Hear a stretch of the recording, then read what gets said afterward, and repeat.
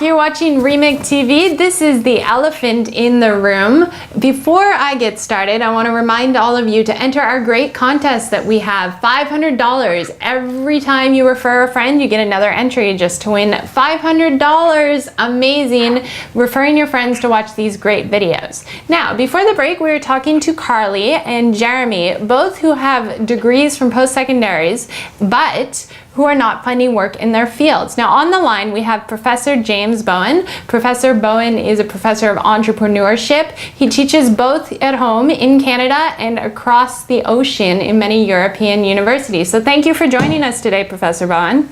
Thank you, Jasmine. It's my pleasure to be here. All right, so let's start with Carly. Now, Carly's situation, she went to an accredited school. She got a culinary degree for 2 years. She did international internships, and the job that she found after school was both for low pay, long hours, unprofessional work, and she was getting treated the same as people who didn't have a degree at all. So, Professor Bowen, what would you recommend to Carly? Well, I think Carly already has the gist of the idea right from the start, and that is the differentiator that education provides. Education is a differentiator. It separates you from those that don't have your diploma or your degree. And what we're seeing in some cases is job professions in which the degree of separation, I make a pun there, is actually very small. So in the culinary field, I'm not an expert in that field, but based on my understanding of it, it's quite possible to enter the culinary field without having an education. Is that correct, Carly? Yes, yeah, definitely is. Definitely is. So, which suggests to me that the separation between you and the people that do not have a formal education is actually quite narrow, and therefore you're always going to be in competition against them. So my suggestion is that you've got to somehow direct your career in an area in which, if education is of interest to you, or in some other certification or mechanism which separates you from others. In other words, people look to you because you have some kind of either unique expertise which is not duplicatable, or because you have some acknowledged degree, diploma, certification which others do not have. And that means that looking for a job opportunity in which those come into play. Now, what advice do we have for Jeremy? Jeremy's in a little bit of a different situation. He, unlike Carly, he went to school the same, but then out of school, he was not able to find any work whatsoever in the film industry. It was, he was only finding work essentially for friends who didn't have the money to pay him, and now he's working in a low-paying job completely unrelated to his degree, and he's looking to advance in his life. So what advice do you have for him? Okay, again, I'm not an expert in the entertainment industry, but let me talk generally about what's happening out there in the economy. So we're in a massive transition as we progress into the 21st century. If you look back in the 20th century, what you saw was that knowledge or information that an individual had was enough. So we went to school, we got our degree, we went into a job, and that knowledge or education that we had was enough to keep us there. But there's a massive transition occurring in world economies. The wealth and the capability are shifting from North America and Europe to places like China and India. So they're picking up many of the jobs that initially started, I guess, in the factory or with lower requirements for education, and they're moving upwards. Mm-hmm.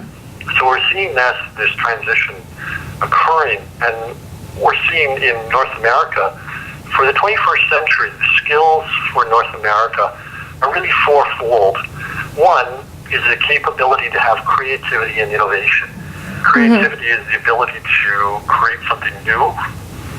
Innovation is the ability to take something new and apply it. So those two are the main skills of the 21st century. And would you perhaps recommend that, because you are a professor of entrepreneurship, this is obviously your area of expertise with creative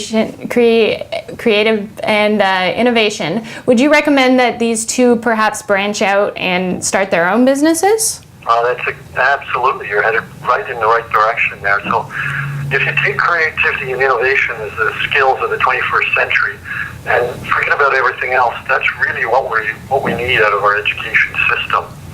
Then that steps forward into two ideas. One is the development of your own intellectual property. So the people that are going to stand out in society in the future are not only the creative and innovative ones, but those that develop their own intellectual property, whatever it may be, or those that own something that generates money. So, for example, real estate, a restaurant, a television show, whatever it is, it could be based on intellectual property, or it could be based on something that you've purchased. But this revenue engine, people need to obtain that.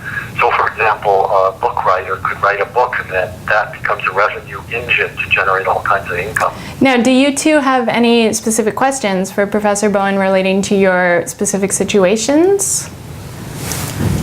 So, Do you think that the education that you received prepared you to create your own businesses if you were not able to find work for other people? With the culinary diploma that I have, I don't think it gave you the right opportunity to create your own. But Professor Bowen, knowing what schooling I went to, what would you suggest I do from here if I did want to open my own business? More schooling, or what would you suggest? For entrepreneurship, for starting your own business or generating your own intellectual property, it's not more schooling. It's an understanding of the world and where the opportunities are.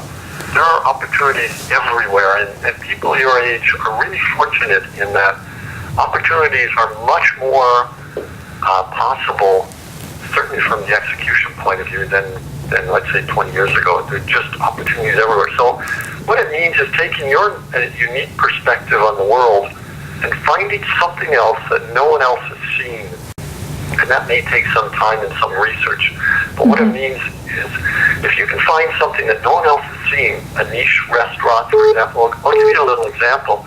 In Ottawa, there is a restaurant called the Burger Works. I think it's called the Works. And the idea for a restaurant focused around the burger came up a number of years ago. And these founders, the entrepreneurs, approached the University of Ottawa to do their business plan. Now they have a restaurant, they have franchises, but the initial thought was, who could create an entire menu around hamburgers? So it's finding that niche area that no one else has considered. So it's not going back to school, it's really the attitude, and the attitude means searching out and finding something, and then the attitude to execute, to make it happen regardless of what obstacles are in front of your path. So this attitude has to be there, and then having a broad understanding of what's happening in the world and in your industry. And from that broad understanding, you should be able to see capabilities, niches in the market that others have not seen. So for Jeremy, you would perhaps recommend that he tries to create his own projects rather than finding work on other people's? Absolutely. As I mentioned earlier, in the 21st century, with the skills of innovation and creativity, that means that people have to do one of two things. Either create your own intellectual property, own something, and that could be intellectual property that generates income. But the other thing that individual could become is a brand unto themselves, that their reputation and their reputation for integrity, for making things happen, and for their connections are such that they themselves become the center point of a network, and they themselves become indispensable. So do you feel that this is being taught in the current schools these days? No, absolutely not. So that some of the schools are now starting to focus on innovation and creativity, but the dirty secret about higher education is that unless you're really at the top of your class, you're really wasting your time being there. Because it's really only the top of the class that's going to get hired. Anybody that's going into a program and they're at the bottom of the class, very unlikely they're going to be hired into their field of expertise. Well, thank you very much, Professor Bowen. We're just about out of time, but I thank you very much for your advice. Yeah, thank you very much, Professor. That was wonderful. And well, thank you very much. This is Remix TV, and you are watching The Elephant in the Room. Make sure that you go on to our website or check out our Facebook and refer your friends for a chance to win $500 every month.